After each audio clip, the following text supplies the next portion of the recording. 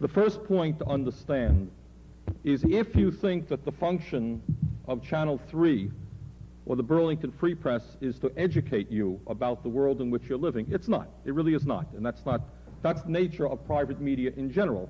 The function of private media is to make money for the people who own the media. It is a business. When you go to McDonald's, you don't go there and say, Jesus, I didn't get the whole story about what's going on in Nicaragua. You got a hamburger. And when you watch television, you also should not be terribly disappointed that you have not learned about what's going on in the world in which you're living. That is not the function of television. Get away. Unnerving sight today at a London gay pride celebration, an ISIS flag among a sea of rainbow colors. We are in Parroquia Macarao in the outskirts of Caracas at a food market where food is being sold below market value, subsidized by the city of Caracas, overseen by the mayor of Caracas. And you can see behind me is toothpaste, which CNN has said does not exist in Venezuela.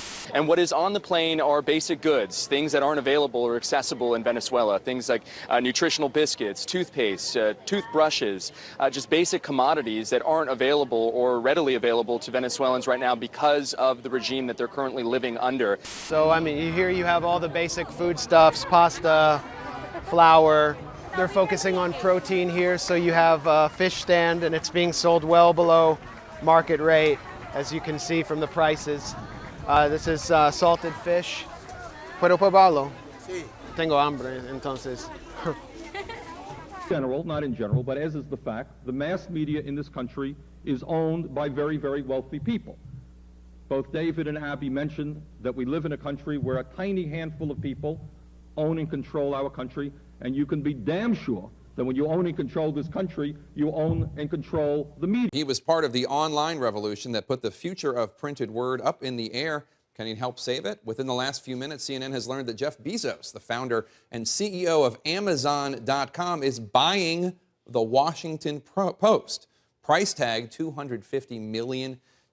Furthermore, if we understand that the function of the media is not to inform, is not to educate, but is essentially to make money for the people who own it, then we look at the nature of the media.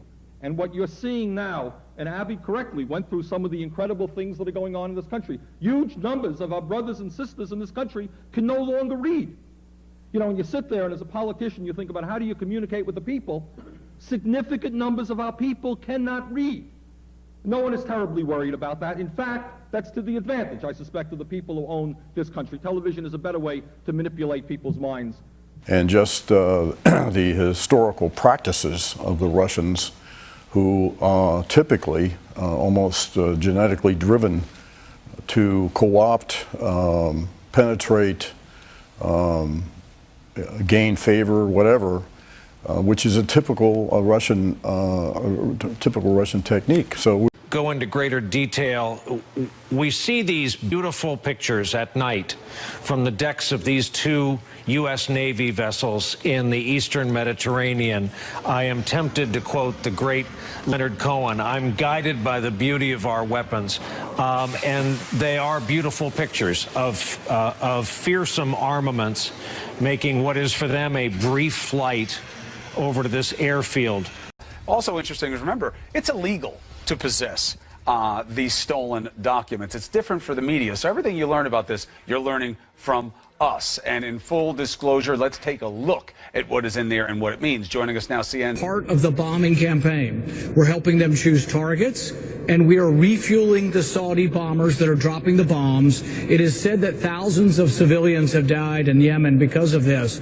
Yes, we need to have a debate over this, and I don't know what the president will do, but he ought to come to Congress and ask for permission. We've given him no authority to get involved in the civil war in Yemen, and we have to ask the bigger question, is this making it better or worse? Are there more refugees or less refugees? Is there more chaos or less chaos with Saudi Arabia bombing into Yemen? So yeah, it's a debate we ought to have, and no president should unilaterally have this authority without the approval of Congress. So for you, this is a moral issue, because you know there's a lot of jobs at stake. Certainly, if a lot of these defense contractors stop selling warplanes, other sophisticated equipment to Saudi Arabia, there's going to be a significant loss of jobs and revenue here in the United States. That's secondary from your standpoint.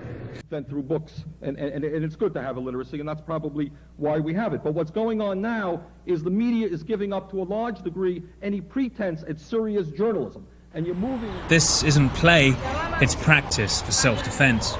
Are we in jeopardy here? We have gotten reports that Chinese nationals are being smuggled in, or they tried to smuggle some Chinese nationals in. There's reports of members of ISIS that are being smuggled in. I mean, how do we know who the heck is coming in if we don't have any kind of border?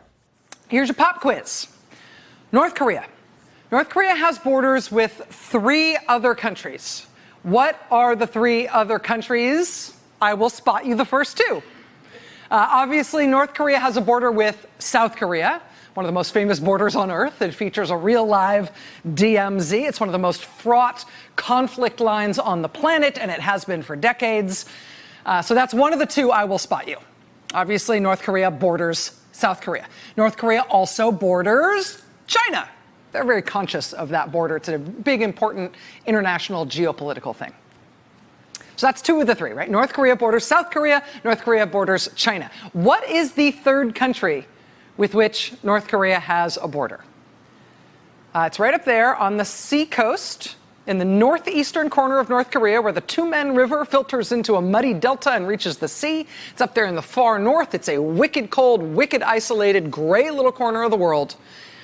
North Korea has a tiny little sniglet of a border with a 3rd country there. There's only one crossing over that border. It's a bridge. It is a bridge you cannot walk across, nor can you drive across it. You can only take a train across it. It's the one crossing on that border between North Korea and that 3rd country. If you take that train, which doesn't come very often, if you take that train across that bridge from North Korea and they let you cross that border, where you end up in is Russia. That's the 3rd. The lies that go on in the media, and I think the lies are greater the further away you get from home, because I think one of the points that one of the previous speakers makes is there's a limit to how much you could lie when people live a reality in a community. I was there. I saw the Iraqi soldiers come into the hospital with guns. They took the babies out of the incubators, took the incubators, and left the children to die on the cold floor. Who, number one, thinks that a war with Iran is something that might be good for this country. He was just doing a limited strike. Oh, just a limited strike. Oh, well, I'm sorry. I just didn't know that it's okay to simply attack another country with bombs, just a limited strike. That's an act of warfare. Here, the government creates the line, and the lie continues. It's repeated over and over again. The New York Times admitted it sends stories to the U.S. government for approval before publication. No, not my Times! Not my sweet, sweet Times! No! This came after the Times revealed the U.S. government is involved in regular cyber attacks on Russia's power grid, because why wouldn't you try to collapse the society of a country we're technically not at war with? You know, just to stay in practice, you know? Anyway, after they revealed that, Trump said the Times reporters were guilty of treason for revealing it. And the Times publicly then stated that they had brought the report to the government for permission to publish it before going forward. So there you go. As Gray Zone writer Ben Norton satirically stated, this shows real journalists get approval from national security officials. Degrees in the Dakotas right now. What would happen if Russia killed the power in Fargo today?